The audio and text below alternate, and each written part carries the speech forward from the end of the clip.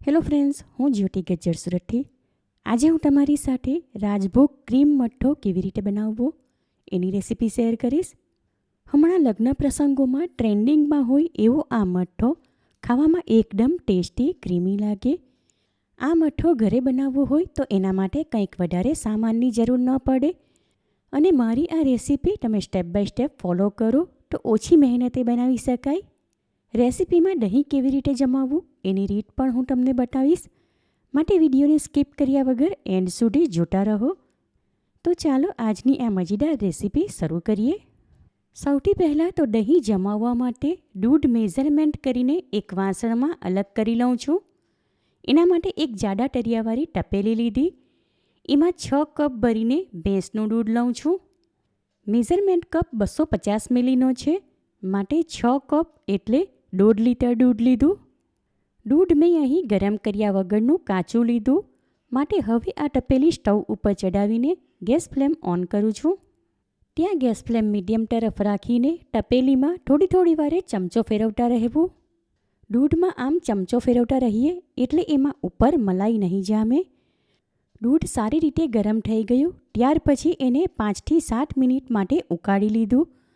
હવે gas flame of કરી દઉં છું અને હવે આ દૂધમાં ફરી થોડી વારે ચમચો ફેરવતા રહેવું, એટલે ઠંડુ થાય ત્યારે પણ એમાં ઉપર મલાઈ નહીં જામે. હવે થોડીવાર પછી આ દૂધ પહેલાં કરતાં થોડું ઠંડુ થઈ ગયું, એટલે કે એમાં આંગળી નાખીએ અને સહન કરી શકાય એટલું હમણાં ગરમ છે.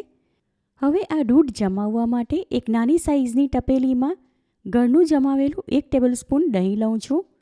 દહીંમાં 2 થી 3 ટેબલસ્પૂન જેટલું આ હુંફાળું દૂધ ઉમેરી વિસ્ક વડે ફેંટીને સારી રીતે મિક્સ કરી લઈએ. ત્યાર પછી આ દહીં દૂધવાળું મિશ્રણ આ બાકીના દૂધમાં ઉમેરીને સારી રીતે મિક્સ કરી લઉં છું અને હવે આ વાસણ ઉપર ઢાંકણ લગાવી 5 કલાક માટે એને કિચન કેબિનેટમાં મૂકી દઉં છું. આશરે 5 થી 6 કલાક પછી આ દહીં સારી રીતે જામી ગયું તમે જોઈ શકો છો. હવે આ દહીંમાંથી મસ્કો બનાવવા માટે એને પોટલીમાં બાંધી લઈશું. એ માટે નીચે વાસણ રાખીને એની ઉપર એક સ્ટ્રેનર મૂકી સ્ટ્રેનરમાં પાતળું મલમલનું કપડું રાખ્યું અને હવે એમાં આ બધું જ દહીં કાઢી લઉં છું. તમે જોઈ શકો છો ફ્રેન્ડ્સ, માત્ર 5 થી 6 કલાકમાં ચોસલા પાડી શકાય એવું ઘટ્ટ દહીં જામ્યું છે. હું હંમેશા ઘરે જ આ રીતે દહીં જમાવું, કારણ કે મારે ત્યાં બધાને ઘરનું જમાવેલું દહીં ખાવું પસંદ. કપડામાં બધું જ દહીં લઈ લીધું. હવે એના ચારે ખૂણા ઉપર ઉઠાવીને એની ટાઈટ પોટલી બાંધી લઈએ. નીચે વાસણ રાખવાથી દહીંમાંનું પાણી નીતરીને બધું જ એમાં આવી જશે. હવે આ પોટલીની ઉપર એક ઢાંકણ રાખીને એમાં વજનવાળી વસ્તુ અથવા ખાંડણી રાખું છું.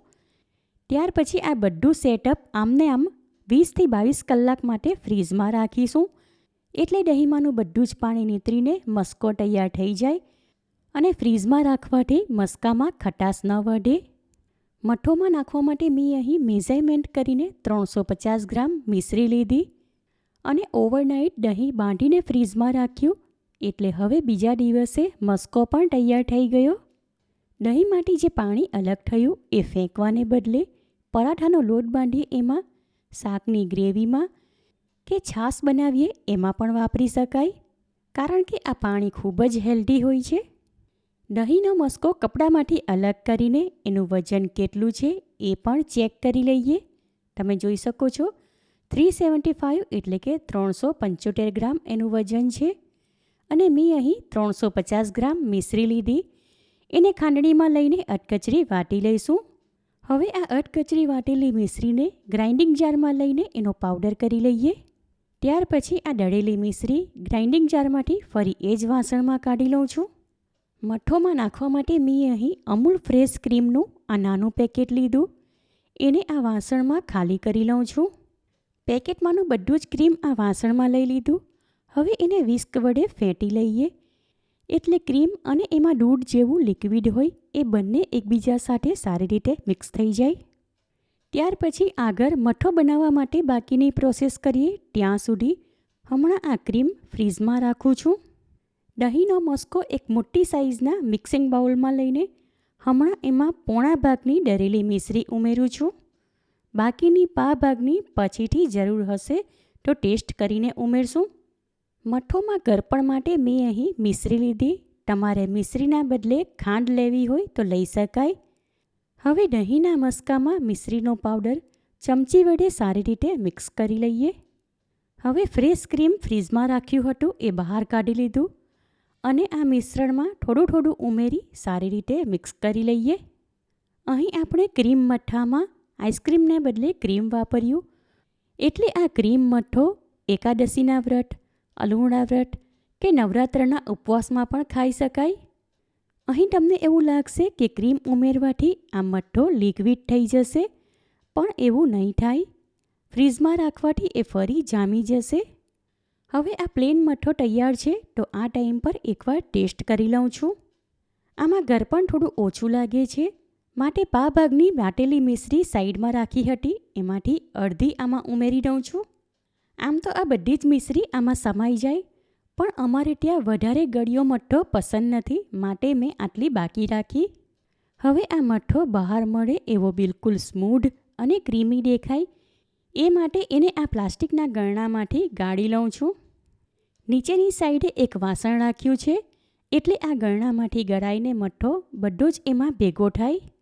હવે થોડો થોડો મઠ્ઠો આ ગરણામાં લઈને એની ઉપર આ રીતે ટવેટો ફેરવું છું, એટલે મઠ્ઠો આમાંથી પસાર થઈને નીચે વાસણમાં ભેગો થશે.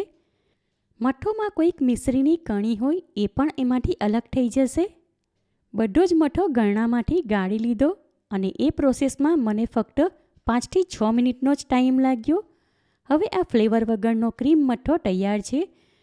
આમાં તમારે જે પણ ફ્લેવર ઉમેરવો હોય એ ઉમેરી શકાય, પણ હું અહીં રાજભોગ ક્રીમ મઠ્ઠો બનાવું છું એ માટે મેં અહીં 15 નંગ બદામ અને 2 ટેબલસ્પૂન પિસ્તા આ રીતે પાતળી સ્લાઇસમાં કાપી લીધા. 2 ચપટી જેટલું કેસર 2 ટેબલસ્પૂન ગરમ દૂધમાં પલાળીને રાખ્યું હતું. હવે સારી રીતે પલળી ગયું અને એનો કેસરી કલર પણ આમાં આવી ગયો. 1 ટીસ્પૂન અધકચરા વાટેલા નાની ગ્રીન ઇલાયચીના દાણા લીધા. હવે આ મઠ્ઠોમાં અધકચરા વાટેલા ઇલાયચીના દાણા અને કેસરવાળું દૂધ ઉમેરું છું. 1 ટીસ્પૂન જેટલું કેસરવાળું દૂધ મઠ્ઠો ઉપરથી સજાવવા માટે સાઈડમાં રાખું છું. બદામની કતરણ અને પિસ્તાની કતરણ 1-1 ટીસ્પૂન જેટલી સાઈડમાં રાખીને બાકીની આમાં ઉમેરી દઉં છું. ત્યાર પછી મઠ્ઠોમાં આ બધું સારી રીતે મિક્સ કરી લઈએ. ફ્રેન્ડ્સ, હમણાં આ મિક્સ કરું છું ત્યારે આમાંથી એટલી મસ્ત સુગંધ આવે છે જાણે ખાવાનું મન થઈ જાય. ફ્રેન્ડ્સ, જ્યારે આ મઠ્ઠો મેં બનાવ્યો ત્યારે ગરમીનું પ્રમાણ વધારે હતું, માટે ઢીલો થઈ ગયો. હવે 1 થી 2 કલાક માટે એને ફ્રીજમાં મૂકી દઈએ, એટલે સારી રીતે જામીને સેટ થઈ જાય. મઠ્ઠો હમણાં આ વાસણમાં રાખું છું, પછીથી મેઝરમેન્ટ કરીને એક કન્ટેનરમાં કાઢી લઈશ. હવે આશરે 2 કલાક પછી મઠ્ઠો સર્વ કરવા માટે ફ્રીજમાંથી બહાર કાઢી લીધો. જેટલી સામગ્રી લીધી હતી એમાંથી 900 ગ્રામ આ ક્રીમ મઠ્ઠો તૈયાર થયો. હવે ઠંડો ઠંડો ક્રીમ મઠ્ઠો સર્વ કરીએ. સુપર ડિલિશિયસ રાજભોગ ક્રીમ મઠ્ઠો તૈયાર છે. બહાર મળે એના કરતાં પણ ટેસ્ટી અને મોઢામાં મૂકતાની સાથે જ ઓગળી જાય એવો આ મઠ્ઠો એટલો ક્રીમી બન્યો કે જાણે ખાયા જ કરવાનું મન થાય. એકવાર આ રીતે તમે રાજભોગ ક્રીમ મઠ્ઠો ઘરે બનાવશો તો ગેરંટી સાથે કહું, ઘરમાં નાના મોટા બધા જ વખાણ કરીને ખાશે. માટે બહાર કરતાં ઓછા ખર્ચમાં ઘરે બનાવી શકાય એવા આ એકદમ સ્વાદિષ્ટ રાજભોગ ક્રીમ મઠ્ઠાની રેસીપી તમે જરૂરથી ટ્રાય કરો. તમને મારી આ રેસીપી કેવી લાગી એ કમેન્ટ કરીને જણાવો. પસંદ આવી હોય તો વિડીયોને લાઇક અને શેર કરો. ચેનલ પર નવા હો તો સબસ્ક્રાઈબ કરીને બાજુમાં આપેલા બેલ આઇકન પર ક્લિક કરો, એટલે આવનાર દરેક નવી રેસીપીઓની જાણકારી તમને મળતી રહે. ફરી મળીશું એક નવી રેસીપી સાથે. Eat healthy and stay healthy.